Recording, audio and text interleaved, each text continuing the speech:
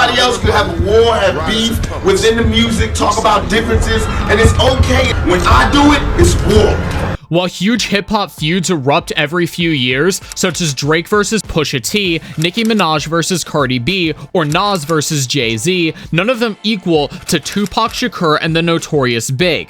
In a classic case of friends becoming rivals, neither party lived to tell the tale, as their mysterious deaths contributed to the legend of their feud. I'm just mad at my little brother when he don't respect me. And when you don't respect me, I'm gonna spank your ass. I don't give a fuck how rich you got. These tragedies continue to haunt the reporters and editors who covered Biggie's and Tupac's musical careers and personal lives. But what precisely sparked the conflict between Biggie and Tupac? What do we know about their friendship? What transpired between these two rap titans at the height of their careers? One man against one man made a whole West Coast hate a whole East Coast, and vice versa. Lassine Parrish Crooks, later called Tupac, was born in New York City's Harlem neighborhood. He had a single mother who frequently moved the family out of the high-crime regions. Tupac was very close to his mother and helped her when she struggled with drug addiction. They traveled to Martin City, California after stopping first in Baltimore. I don't blame her for anything. My mom's is a bomb, world's best mom. Tupac's love and ability for poetry were fostered there. After some time, he finally made it into the music industry, working first as a roadie and a dancer for the band Digital Underground.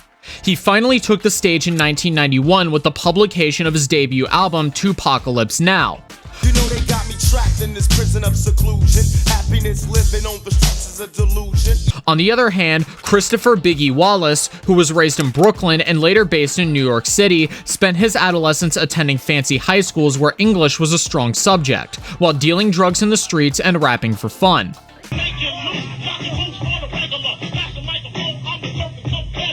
In the biography he wrote for Arista Records, he noted, "It was fun just hearing myself on tape over the beats." However, a tape he recorded made its way over to Source magazine, which quickly featured the young artist. As a result, Sean Diddy Combs, also known as Puff Daddy, quickly became his agent. In 1993, Party and BS became his debut hit. Coming out just me and my crew, 'cause all we wanna do is bullshit.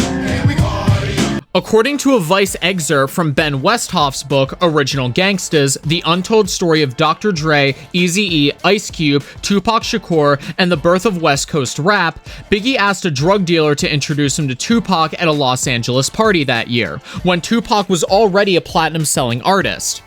Hey, wonder how I live with five shots. Niggas is hard to kill on my block. Pac entered the kitchen and began preparing food for us. An intern named Dan Smalls, who worked for Biggie, remembered the meeting. He's in the kitchen grilling some steaks. We were smoking and drinking when Pac said, "Yo, come get it," all of a sudden. That's actually when Big and Pac's friendship began. We went into the kitchen and had steak, french fries, bread, and Kool-Aid. We were just sitting there eating, drinking, and laughing.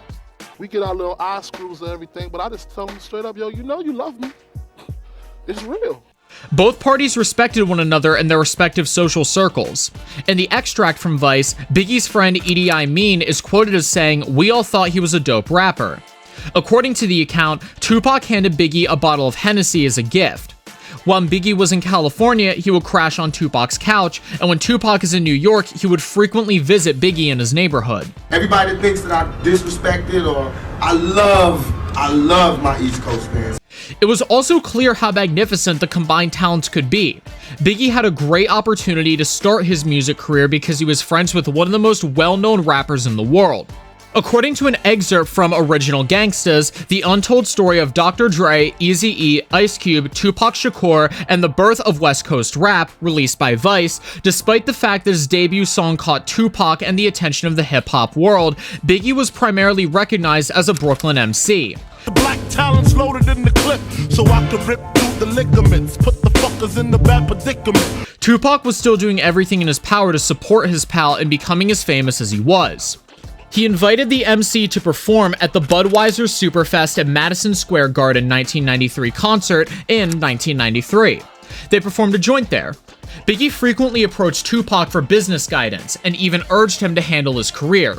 Tupac, however, refused to combine friendship with business, saying, "Nah, stay with Puff, he'll turn you into a star." on the hat, bulletproof glass tips if I want some ass. Gon' blast squeeze first, ask questions last. Their friendship unfortunately didn't last long. According to Vice, Tupac got associated with a wealthy man who he had met in a club and came to know as Haitian Jack in 1994, which led to him facing charges of rape in a court case. Tupac apparently paid no consideration to Biggie's warning to avoid Jack. Tupac's bank accounts were drained by the legal battle, but he remained persistent and believed in his own strength. He was invited to perform on a track for rapper Lil Sean, who had connections with Puff Daddy and Biggie. So, you know, when that whole thing went down, he was coming to make a record with me. When he went to work with Biggie and the New York MC Lil Sean at Quad Recording Studios in Times Square, he ended up being shot 5 times in the lobby of the studio. It's still unconfirmed, but Pac believed that Biggie and Puff Daddy had set him up that day.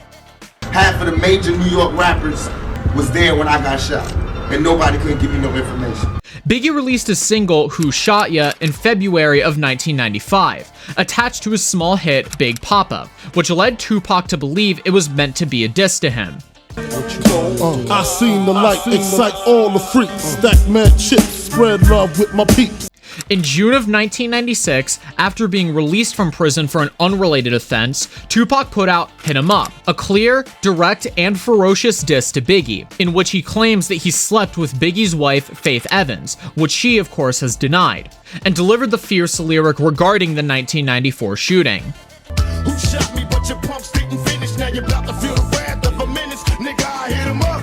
Amid all this drama, Tupac signed to California-based record label Death Row Records, which housed other Cali natives like Dr. Dre, Snoop Dogg, and more.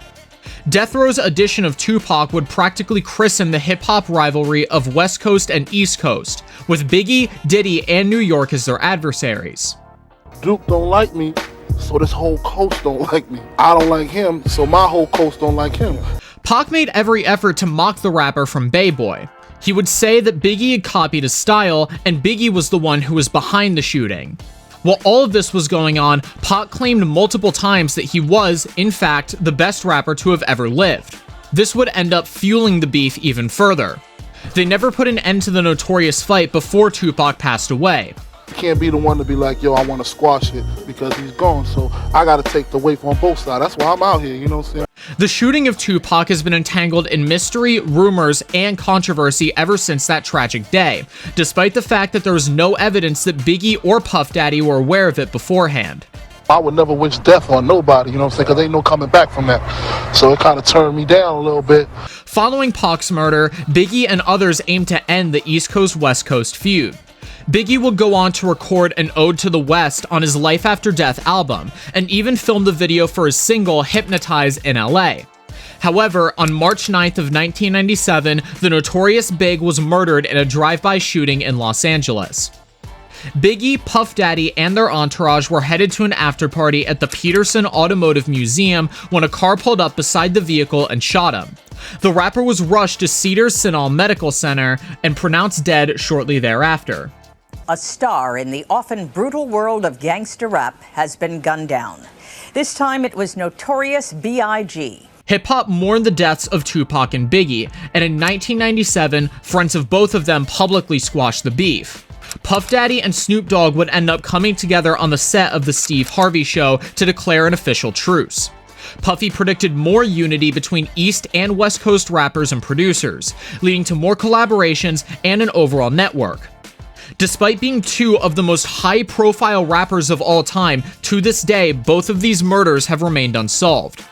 These unsolved murders of Tupac Shakur and Biggie Smalls remained a mystery in hip-hop and pop culture. With no strong leads, conspiracy theorists have speculated on who may have killed the two iconic figures. Puff Daddy, who is Biggie's best friend and the Bad Boy Records label boss, has been linked to the murders. Former Los Angeles police detective Gray Kading alleges that Diddy paid a member of the Crips gang to kill Shakur and Death Row Records boss Suge Knight. But like many others, this is just another theory without anyone being incarcerated for either of the heinous crimes. It was never a beef, it's only a difference in opinion. What do you think? Who may have murdered the two rappers and why? Do you think Tupac got tunnel vision because he was shot the first time? Could he have saved himself if he didn't blame Biggie and had looked in the right places? There's a lot of unanswered questions. If you have more answers or more questions, tell me in the comments below. Don't forget to give a thumbs up and subscribe to the channel.